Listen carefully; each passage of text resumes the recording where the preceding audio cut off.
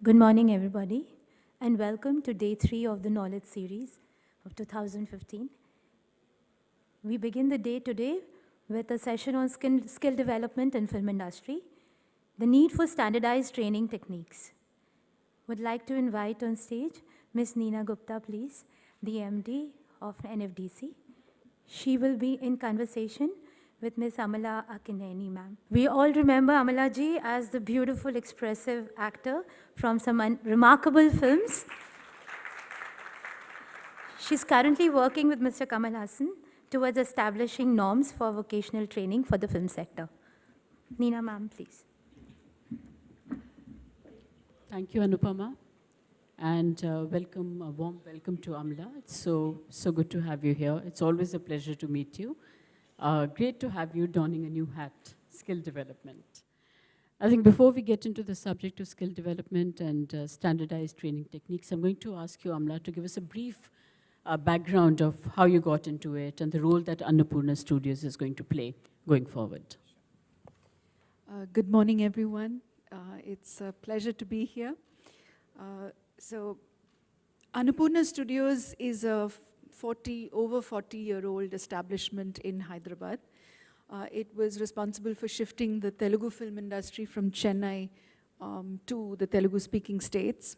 My father-in-law, Dr. Akkineni Nageshwar Rao, had started it. Now, for anyone who knows anything about running a film studio, you'll know it's a white elephant. And your resources just keep on going to maintaining, building, and updating the technology. And it has been the same for us. But it's that simple passion, like a doctor or a doctor's family would go on investing into the healthcare system, a film family will go on investing into, at least a passionate film family goes on investing into the infrastructure required to make films. This 40-plus old establishment has the old section of the studio and the new section, which is a state-of-the-art one built in the last 5 years by my father-in-law's son, my husband, Nagarjuna. And 4 years ago, we started a film institute, a film and media institute, and we run degree programs recognized by various universities on film and media studies.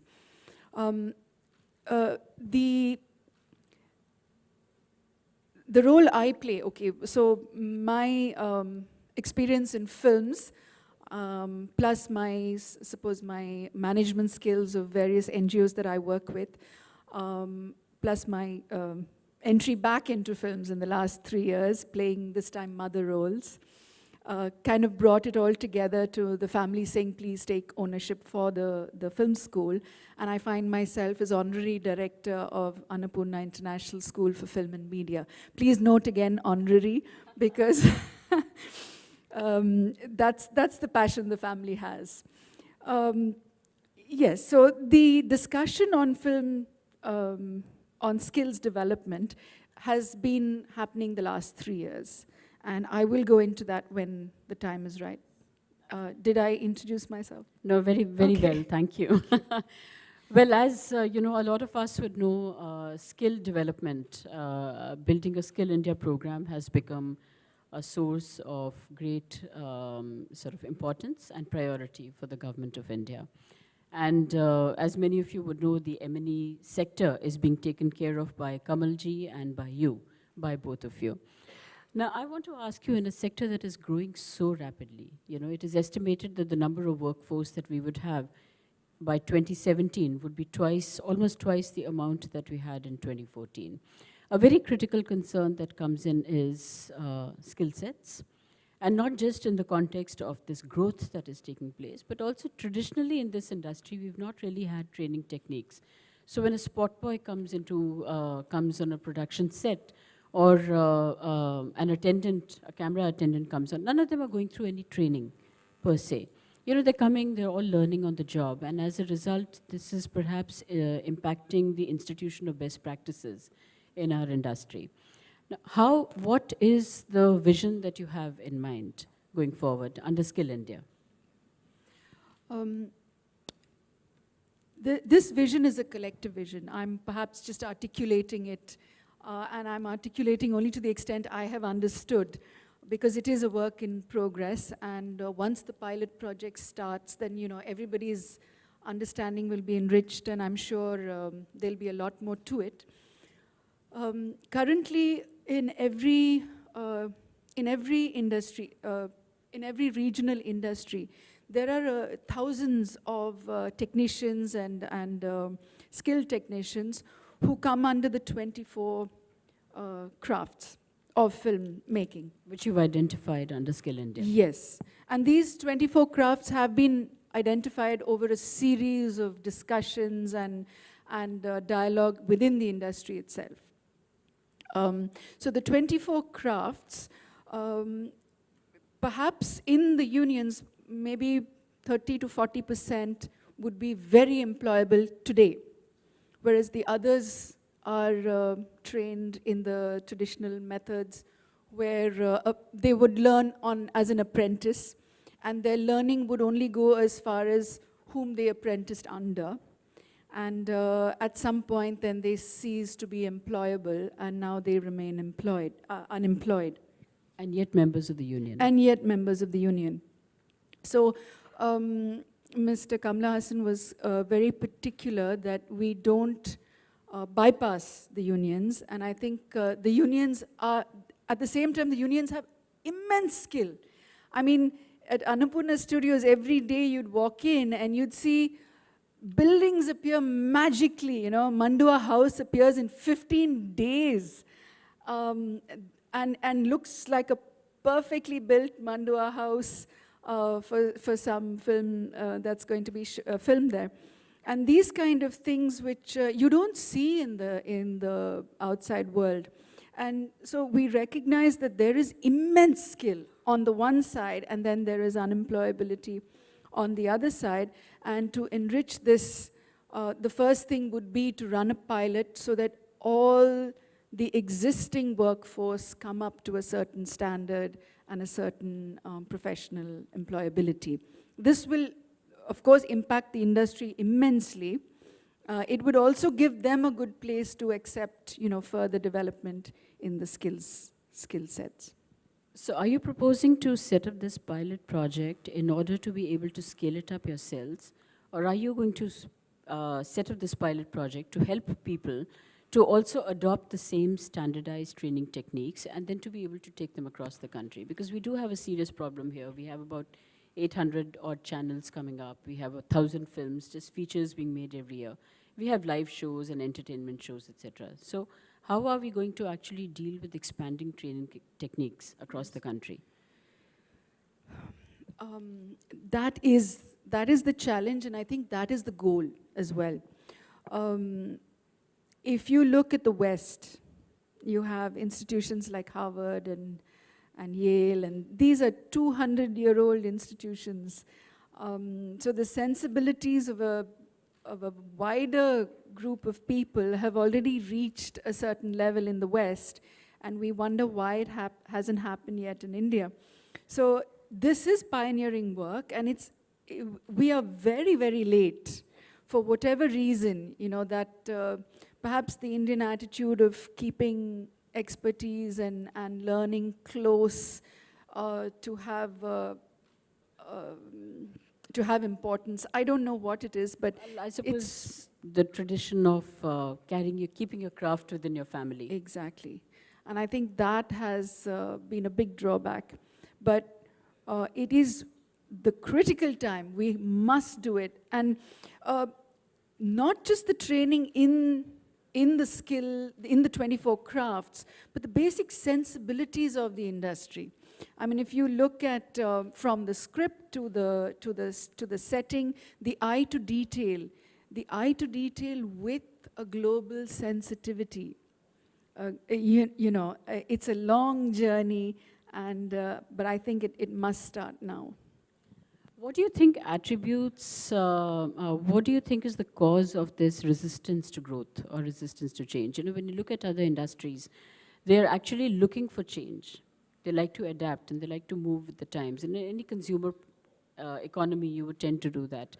And yet, in the film sector, I think more so in the film sector perhaps than even in the television sector, there tends to be this we stick to tried and tested models. And there is a lack of research and adequate development. And what would you really attribute to that? It's a complex issue, and I would be presumptuous if I could answer for everyone, but perhaps an insight.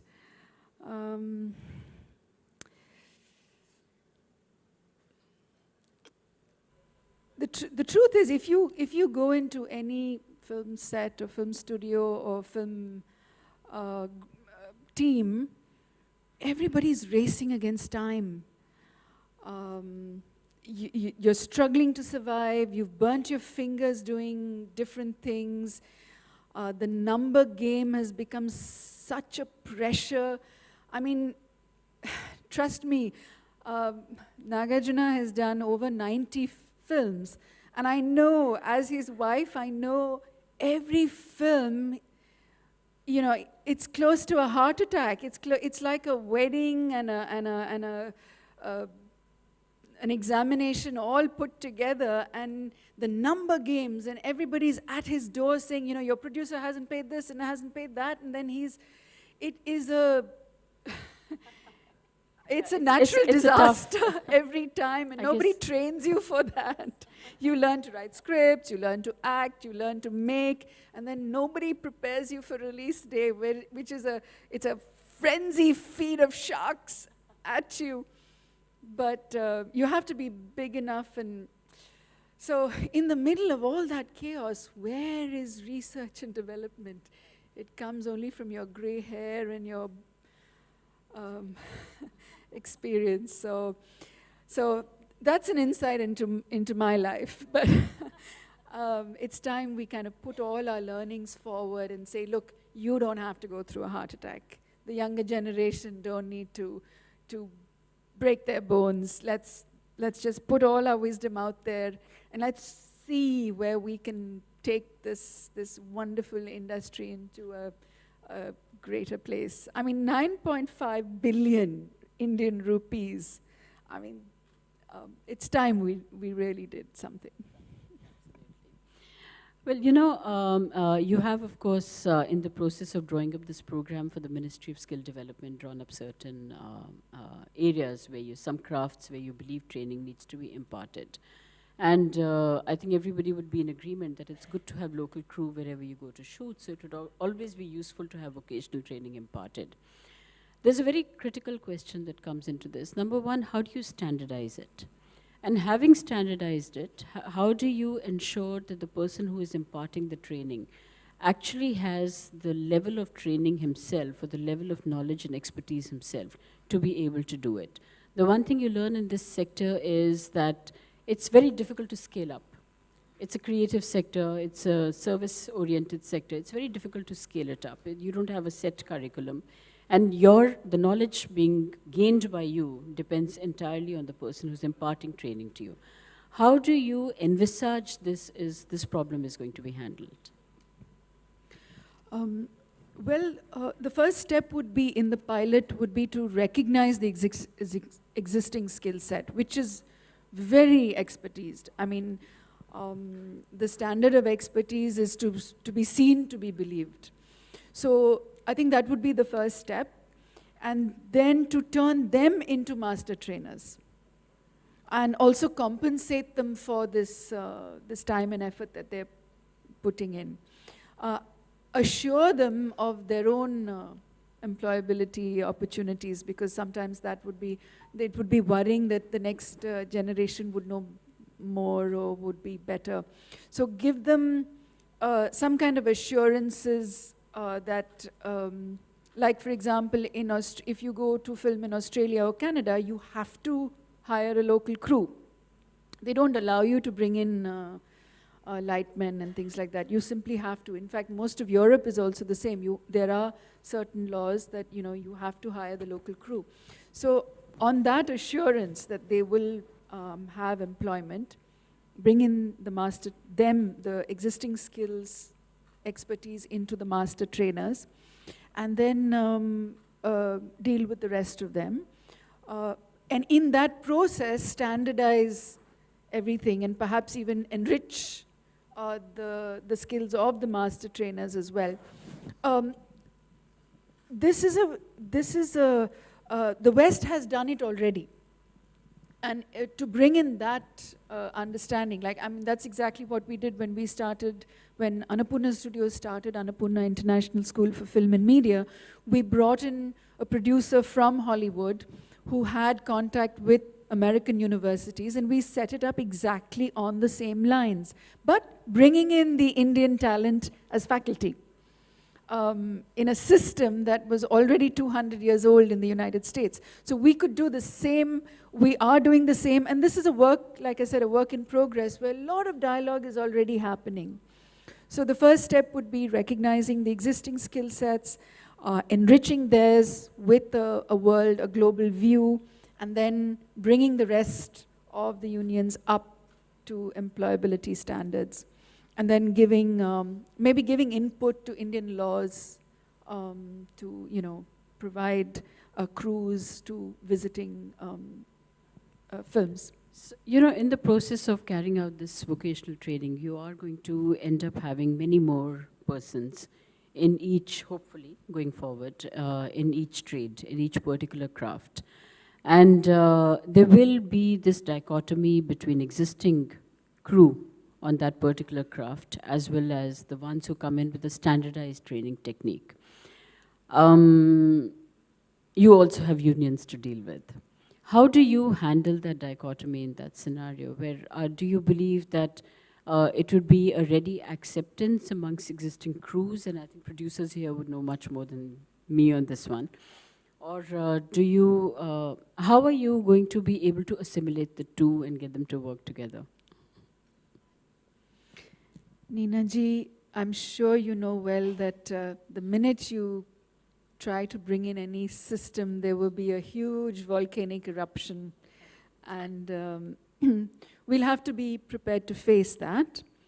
The point is, I think if there is dialogue, I think so far in the mad rush of the numbers game, maybe not enough of us have taken time for this R&D that, you know, you've been talking about, and to provide this learning and understanding without a hidden agenda.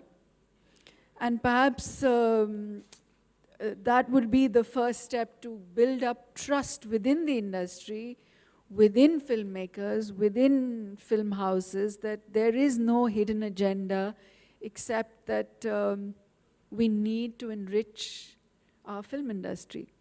And once people come on board with that buy-in, that trust, I mean, the first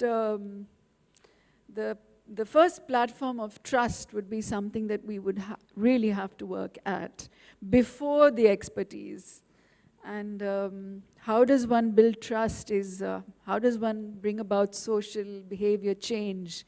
When I say sensibilities, I mean safety of women working in cinema, safety of children working in cinema, fire safety in a film set. I mean, these are sensibilities that have to come in. They have to be addressed, and each and every person working on a film crew must be aware of all these things. And unless you have the first step of, yes, this is the place we start, it's never going to happen. Did I answer your Perfectly, question? very well. You know, in a country that makes films in about 25 languages every year, and we discussed this a short while ago, there is somewhat of a disparity between the best practices that are adopted in some regions compared to the others. And that is not to imply that one region is necessarily superior in every respect to the other in terms of production practices. But there is no it isn't an equal level playing field across all industries. And in that situation, one, you have the challenge of instituting best practices across regions, upgrading and upping the game for even regional films. but at the same time of finding trainers, so maybe in Western India you might find trainers who are more experienced as compared to trainers that you would find in Eastern India, simply because of lack of adequate exposure or strong enough film fraternity. In that scenario, doesn't this become a very big challenge for Skill India? Because you are going to have to work very actively for the film industry. Your trainers are going to emanate from the crew itself. And to be able to institute the best practice would probably be much easier in some parts of the country than they would in others. I think the best practices would be the starting point. And a lot of work has been done to bring all these best practices into one document. It would be the learning. I mean, the pilot projects would bring up a lot of this understanding and direction in which it would move. And each region, we must remember, has its own socio-political requirement. As we all know, the Malayalam film industry has a very advanced script writing, script accepting audience. Their scripts are so far ahead than many of the South scripts. And at the same time, those can be adapted to other regions. So it's the same way, every industry has its own requirement for detail. And this level of detail would slowly be, it's not to make the Indian film industry a film factory of Indian cinema, but to, I think, also to enhance that regional identity. And I think that's been the resistance, that everything shouldn't be swallowed up. I mean, good cinema has been swallowed up by mainstream cinema, has been, the giant of mainstream cinema has overshadowed, and perhaps regional cinema has been overshadowed. But if we can bring in that identity using those basic skills, there would be a charm in every single industry. Amala, very briefly now, you said you've identified 24 crafts, and would you be able to sort of elaborate on those? Sure, it's linked and it's on the NSDC website, and it's linked to NFDC website. Pardon me, and it's basically a list of all the different crafts, which would go right from hairdresser to makeup artist, prosthetic artist, to line producer, executive producer. Then there would be the editor, coordinator, VFX, rendering artist, lighting artist, sound assistant, sound editor, art director. I mean, in my day, as a leading lady, which was about 25 years ago, there would be, all the ADs would be people who, ADs, assistant directors, would be people who waited from 5 a.m. in the morning outside some famous director's gate. And they would wait there and wait there and wait there, hoping that when he got into his car to leave to his shoot, they would, he might have the compassion to stop and say, "What are you doing here?" And they would have all their scripts under their arm and say, that was the thing. But now an AD would be, I mean, when you listen to young people who have studied in the West and who've come back and working on films with all the big directors and actors, and they tell you specialties that each AD has to take care of, which you never heard of in the past. And not just that an AD doesn't necessarily mean that he's going to become a director in the future. His role in the team is clearly an AD, and it's the director's assistant that's going to become a director. And it's the same in all these. If there is a stylist, the person who ages the clothes according to the character is another area of specialty. So while we've shortlisted the main heads, there is still areas of expertise within each head that that still needs working on. And this attention to detail hasn't entered the average Indian script being produced today. So it's very exciting to think that we could, if just by doing this, you can bring in this level of expertise. As you were saying, if the doorknobs are not fixed on the same level, a Western audience will identify it, but an Indian audience may not even notice it. Yeah, so did I? The institution of The best institution, practices. yeah. One last question. You have a production course in your MBA set up in the Annapurna school. Somewhat unusual, we don't have many. I think one of the things that is often commented upon in the Indian film scenario is the lack of a cadre of producers. You know, we don't, very often, a person ends up wearing the hat of a director, writer, producer, sometimes editor too. How many people, how many students are you churning out in production every year? And what exactly is the focus of the production course that you do? Okay.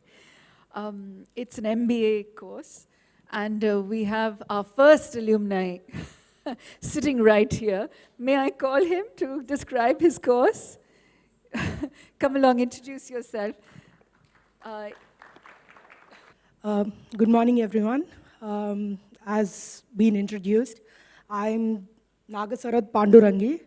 I'm the first alumni of Annapurna Film School, which is also called AISFM, very famously known as AISFM.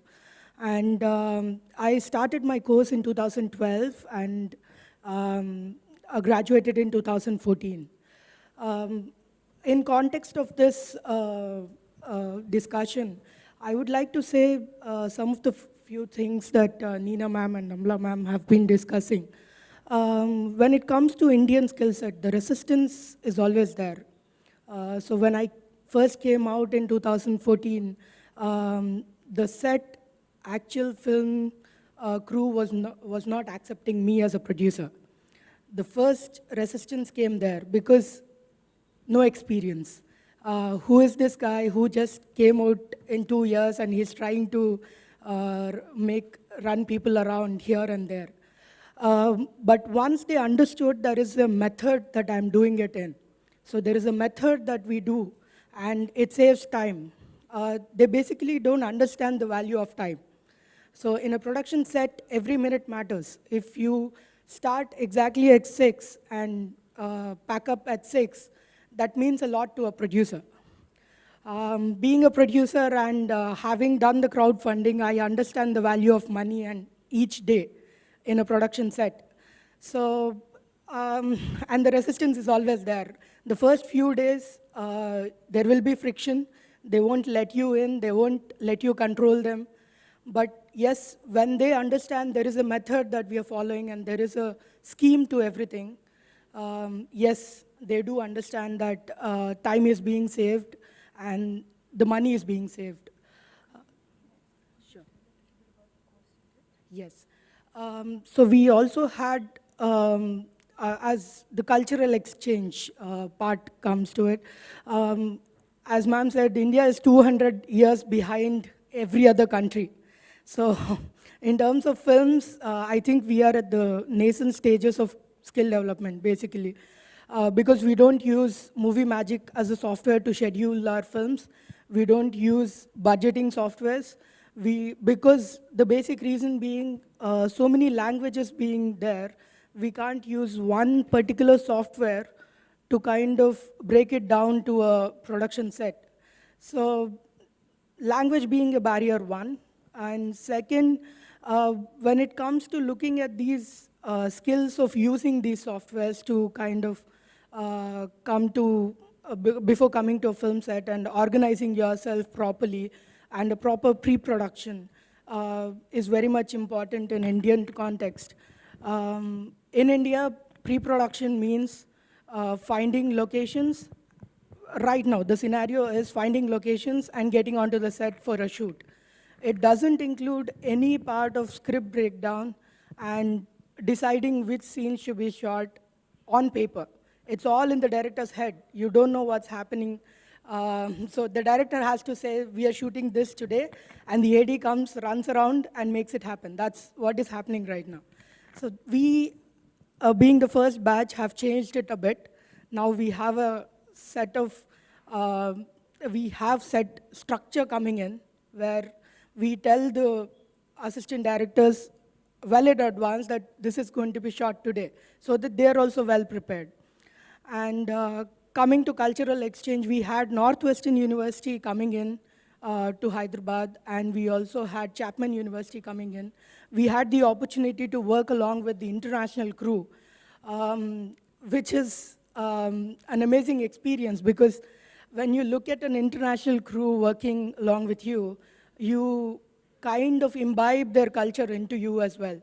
So, and being, USA being the head of film industry, as we all know, they are way ahead than us. So it was a really good experience working with them too. And when it comes to, when they were discussing about fire safety and women's safety and children's safety, we learned a lot from them, because they even plan for that. They look at, okay, if we have fire on the set today, what are the steps to be taken tomorrow in order to prevent the fire, if in case it breaks out. So these are the things that we wouldn't learn if there is no platform for this cultural exchange. So Thank you. and Thank you so much. I have explained. I have a lot to say, but I think I've explained it. Thank you very much. Thank you so much. Amla, so any questions on skill development and the involvement of the industry as far as skill sets are concerned? Hello, I'm Iqbal Kidwai. I'm a producer, but now I live back where I belong, as Lucknow in UP. And I don't do that much work anymore, but I'm still involved. I have moved back to a place where a lot of tradespeople come from in UP, where carpenters, painters, and so on. So I'm sure they're part of your list of skills development.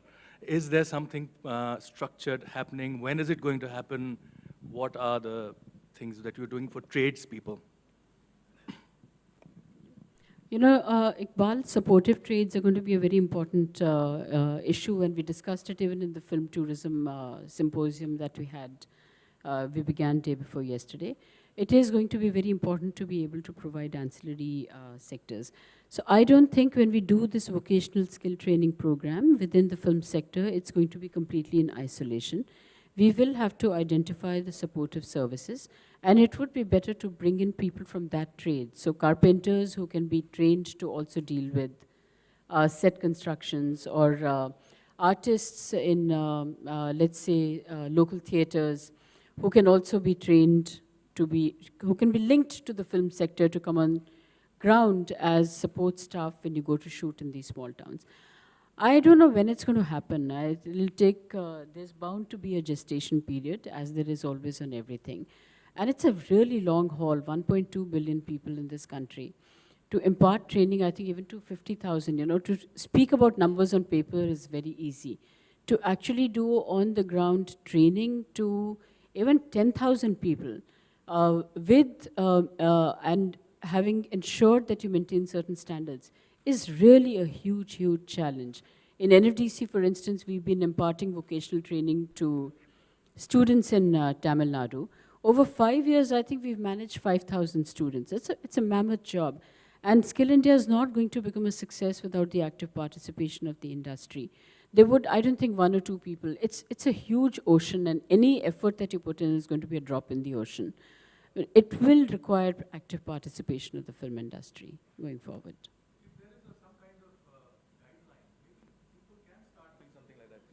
Yeah, absolutely. That's exactly what I was asking Amla, because at the moment they're looking, Kamalji and she are looking at setting up a pilot project and seeing how it goes. But ultimately you are going to have to put some sort of a syllabus down, or a standardized training technique that can then be replicated. It'll have to be a franchisee model. The way we see it in NFDC, it'll have to be a franchisee model that we'll have to build upon. Hi, I'm Nyai Bhushan. I'm the India correspondent for the Hollywood Reporter magazine.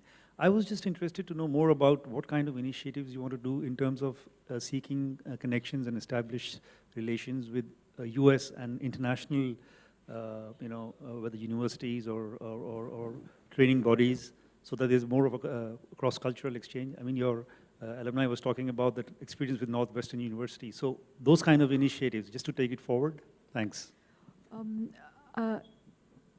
Don't mind when I speak on behalf of Annapurna Studios. I'm not here as a promoter. I'm just speaking for this initiative. We are willing to come forward, and I'm sure big film houses are going to, pitch in as well. A simple thing like Annapurna Studios is a filmmaking hub, and it would be great. Existing trade, like the Australian Trade Commission or the British High Commission, whenever they have a film-related individual, expert, or team coming in, they immediately contact us because they want that exchange to happen. And we immediately provide a platform for the students to interact with them. So Mr. Ian Dixon, a psychological thriller scriptwriter, director, actor from Australia was here, and they were bringing him in to promote Australian universities. And he was talking at schools in Hyderabad. They sent us an email, gave us 2 days notice. We created an event where he could address all our students, and he gave such valuable input. And he also offered that, he would love to make a film with them and things like that. So these interactions, this opportunity to interact and exchange ideas and exchange views is crucial. And if I may use Kamalji's terms, that otherwise Indian cinema will remain an incestual pool of ideas and nothing new will be accepted or learned. At the same time, we need to educate our audiences. Traveling talkies, touring talkies is one idea he suggested.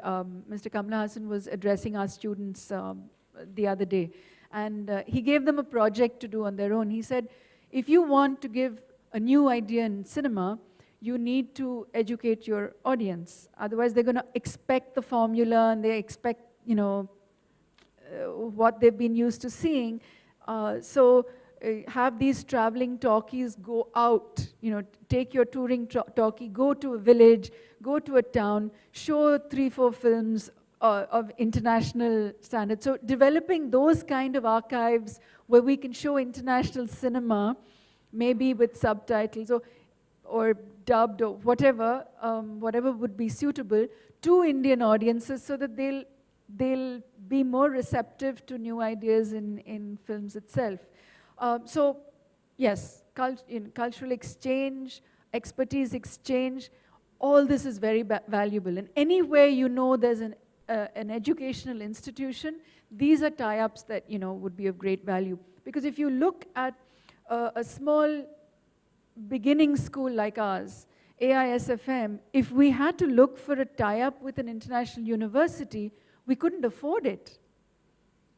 Our Indian students couldn't afford it, because let's face the reality, if an Indian student can afford an international education, they'd be in the United States or UK. They won't choose to study in India. And if they can afford an Indian education, we can't raise the fees to a level where we can afford a tie-up with an international university. So this kind of an interaction would be a great incentive. Even if it's sporadic, even if it's if and but, it's still value-based. So that would be great. I am Gurmeet Singh Arora from Chandigarh. So I have my forte in skill development. We have presence in 20 states across the country. I have little understanding about this MESC offering these courses in media and arts. What I understand is the kind of duration which is being offered is too little to have a real kind of skilled people. It is 100 hours, if I am not wrong. In 100 hours, you can't really, the kind of curriculum which has been designed is for at least 250, 300 hours. And the NFDC expects the centers to finish all that in 100 hours. And then if the student doesn't qualify, not a penny is paid. And the amount which is being paid is too little to impart that sort of training.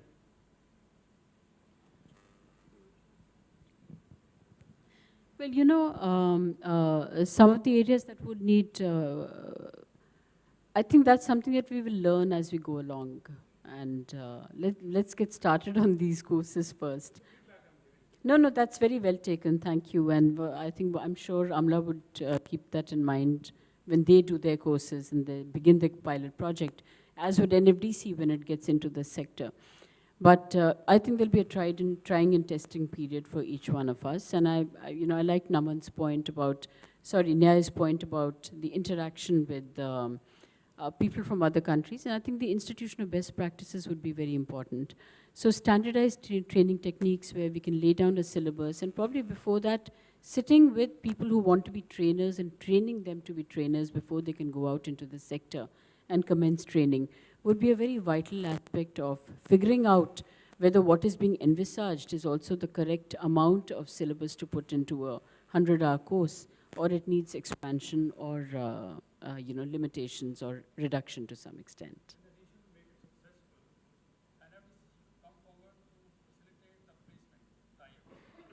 That'll have to be done. It'll ultimately have to be done, absolutely. And as I said, this is such a large country that no one institution can take it on.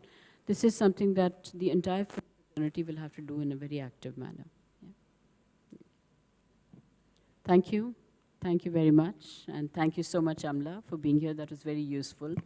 And I know next year when we come back to Film Bazaar, hopefully we'll have taken some steps forward in skill development. Thank you very much. Thank you. Thank you.